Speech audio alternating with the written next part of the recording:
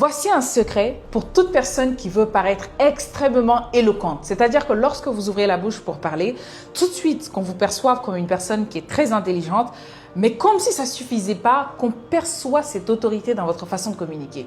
3 règles, pas plus. La première des choses ici, faites la liste des verbes. Alors, je sais que vous n'aimez pas lire les conjugaisons. Pour certains, la conjugaison s'arrête au primaire. Non, pas du tout. À partir de l'instant, il y a des carnets de conjugaison. Si vous avez du mal à vous exprimer, vous perdez très souvent votre idée, vous perdez votre autorité quand il s'agit de vous exprimer, cherchez-moi un carnet de conjugaison.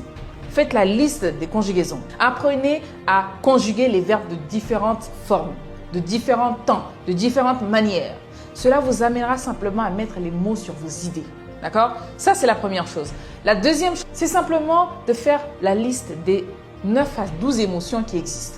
Il y en a qui disent que c'est 6 émotions qui existent, d'autres disent que c'est 12 et d'autres disent que c'est 9. À partir de l'instant, faites des recherches sur Google. Listez-moi toutes les émotions qui existent de l'être humain.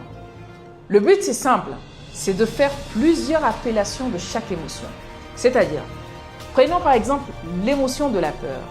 Nommez la peur au moins 6 manières différentes. Quand on prend l'émotion de la joie, nommez la joie de 6 manières différentes. Ensuite, lorsque cela est fait, la troisième étape est très simple.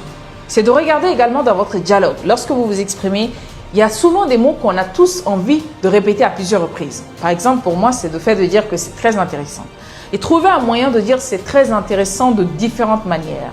Et pour ça, c'est un exercice que vous fixez.